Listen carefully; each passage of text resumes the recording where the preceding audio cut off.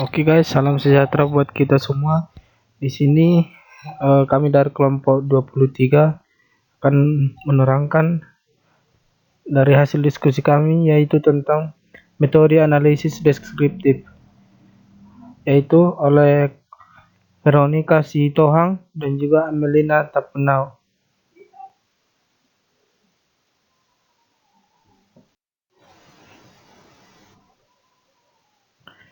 Baik, yang pertama itu metode analisis deskriptif.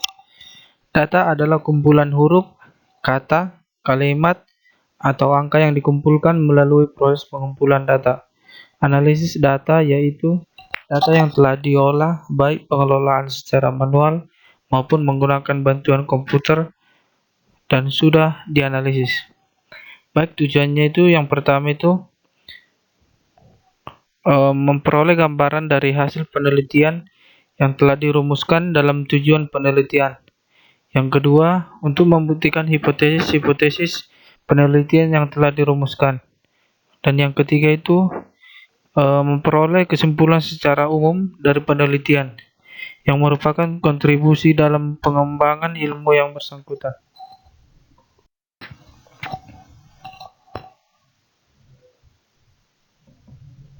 Analisis data penelitian deskriptif, yaitu analisis deskriptif adalah suatu prosedur pengelolaan data dengan menggambarkan dan meringkas data secara ilmiah dalam bentuk tabel atau grafik.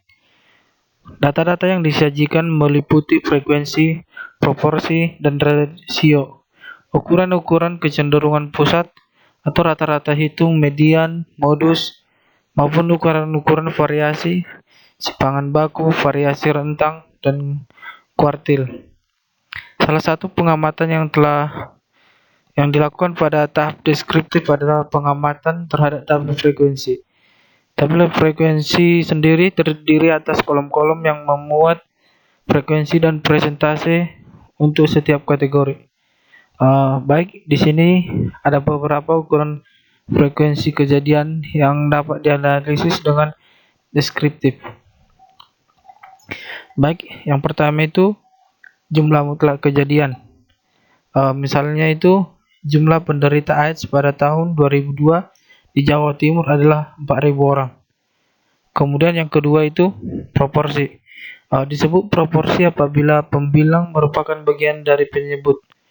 Misalnya ini salah satu contohnya itu proporsi perawat yang menggunakan sarung tangan di instalasi rawat darurat adalah 20%. Berarti 20 orang dari 100 perawat yang menggunakan sarung tangan saat memberikan asuhan keperawatan pada klien gawat darurat. Kemudian yang ketiga itu rasio. Rasio adalah perbandingan dari dua bilangan. Misalnya itu rasio perbandingan perawat di rumah sakit X adalah 1,3. Berarti perbandingan banyaknya pendidikan nurse dibandingkan akper adalah 13:10. Kemudian yang keempat itu rate. Rate dipakai untuk menyatakan banyaknya kejadian pada suatu populasi dalam jangka waktu tertentu. Misal, angka kejadian demam berdarah di Indonesia adalah 0,2%, 0,25%, menggambarkan bahwa perkembangan penyakit demam berdarah di Indonesia munculnya 25 kasus baru per 10.000 orang dalam setahun.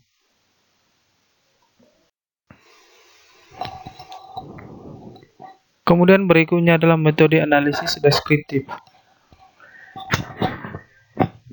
Bila data telah terkumpulkan, maka klasifikasikan menjadi dua kelompok data, yaitu data kuantitatif yang berbentuk angka-angka dan data kualitatif yang dinyatakan dalam kata-kata atau simbol. Oke. Baik, kemudian data kualitatif yang berbentuk kata-kata tersebut disisihkan untuk sementara karena akan sangat berguna untuk menyertai dan melengkapi gambaran yang diperoleh dari analisis data kuantitatif. Data yang diperoleh dari angket atau checklist dijumlahkan atau dikelompokkan sesuai dengan bentuk instrumen yang digunakan. Kemudian, jika pilihan jawaban dari angka berbentuk ya dan tidak, peneliti tinggal menjumlahkan saja berapa banyak jawaban ya atau tidak. Oke, sampai di sini jelas. Kemudian menjumlah saja belum berarti tugasnya selesai. Di sini peneliti masih perlu menjelaskan atau mengelompokkan hal-hal apa saja yang dijawab ya dan apa saja yang dijawab tidak. Oke.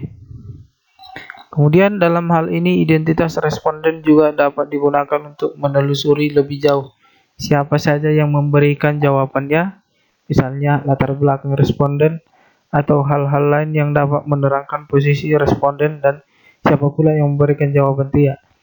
Di sini maksudnya adalah si peneliti bisa digunakan untuk menelusuri lebih lanjut lagi. Kenapa dia memilih ya? Bagaimana si responden itu bisa memilih yes, ya ataupun tidak. Berarti kita bisa menelusuri si responden lebih jauh. Bagaimana latar belakangnya, kenapa dia memilih ya ataupun tidak.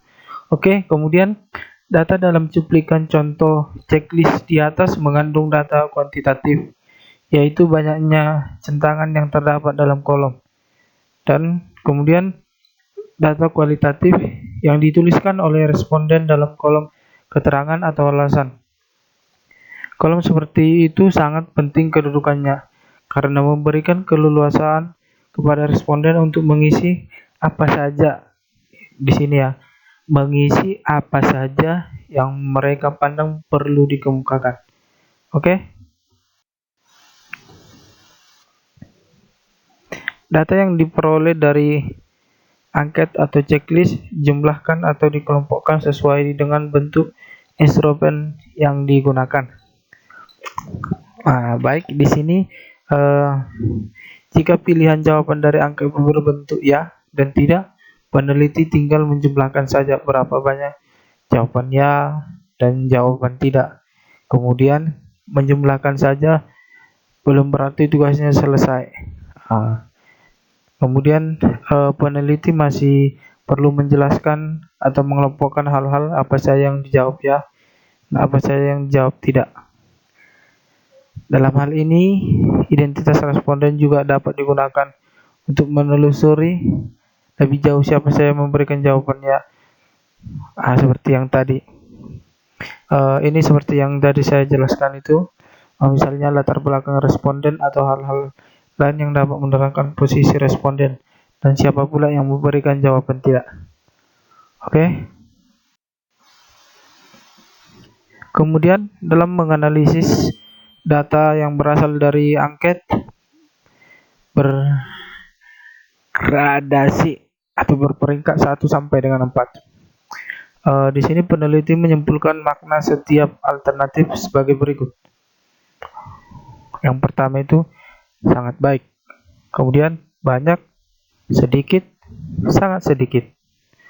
Baik, yang pertama sangat baik, sangat sering, sangat setuju, dan lain-lain menunjukkan gradasi paling tinggi.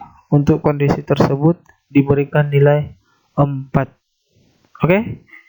Kemudian yang kedua, banyak, sering, kurang setuju, dan lain-lain sebagainya, menunjukkan peringkat yang lebih rendah dibandingkan dengan yang ditambah kata sangat. Oleh karena itu kondisi tersebut diberi nilai 3. Kemudian yang berikutnya sedikit, jarang, kurang setuju, dan lain-lain. Karena berada di bawah setuju dan sebagainya, maka dalam hal ini diberi nilai 2. Oke, kemudian sangat sedikit dan sedikit sekali, sangat jarang, sangat kurang setuju, dan berada di gradasi paling bawah, maka kita berikan nilai 1. Oke. Setiap kolom dalam bentuk tabel menunjukkan letak nilai. Maka sebagai konsekuensinya, setiap centangan pada kolom jawaban menunjukkan nilai tertentu. Jika dia memilih 3, berarti nilainya 3. Jika dia mencentang di kolom 1 misalnya, berarti nilainya 1 juga. Oke. Analisis data dilakukan dengan mencermati banyaknya centangan dalam setiap kolom yang berbeda nilainya tersebut, lalu mengalihkan frekuensi pada masing-masing kolom dengan nilai kolom yang bersangkutan.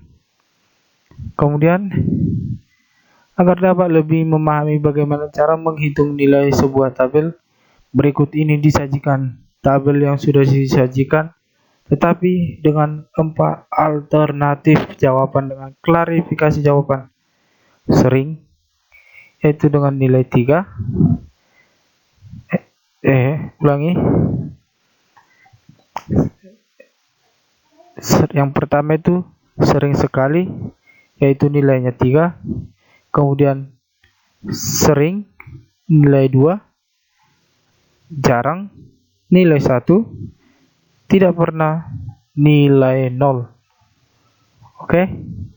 Kemudian banyaknya orang yang membeli jawaban pada kolom tertentu harus dikalikan dengan nilai kolom sehingga diperoleh nilai untuk tiap-tiap kolom.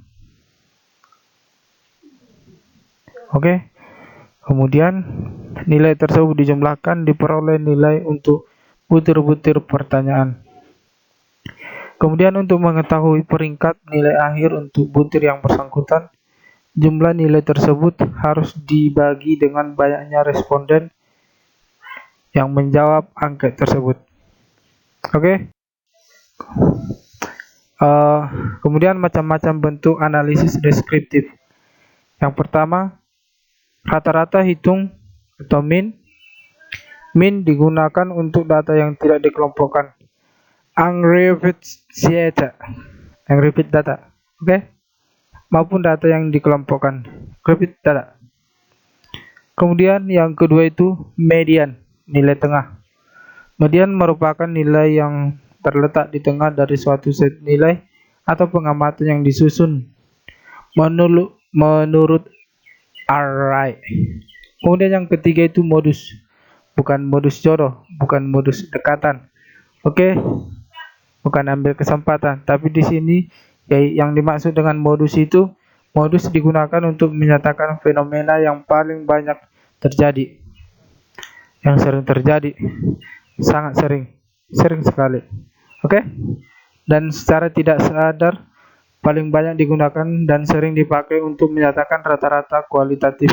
Misalnya, penyebab kematian terbanyak dan jenis penyakit terbanyak. Oke guys. Baik, demikianlah hasil diskusi kami dari kelompok 23. Semoga apa yang kami jelaskan ini dapat bermanfaat dan bisa berguna buat kita semua dan bisa kita bagikan dengan teman-teman yang membutuhkan. Oke. Baik, di sini kami akan menyimpulkan hasil diskusi kami. Data adalah kumpulan huruf atau kata, kalimat atau angka yang dikumpulkan melalui proses pengumpulan data. Analisis data yaitu data yang telah diolah, baik pengelolaan secara manual maupun menggunakan bantuan komputer, dan sudah dianalisis. Analisis deskriptif adalah suatu prosedur pengelolaan data dengan menggambarkan dan meringkas data secara ilmiah dalam bentuk tabel atau grafik. Data-data yang disajikan meliputi frekuensi, proporsi, dan rasio, ukuran-ukuran kecenderungan pusat atau rata-rata hitung, median, modus, maupun ukuran-ukuran variasi, simpangan baku, variasi, rentang, dan kuartil. Macam-macam bentuk analisis deskriptif. Yang pertama, min, median, modus. Oke guys, terima kasih sudah mendengarkan hasil diskusi kami. Oke, see you next time. Bye.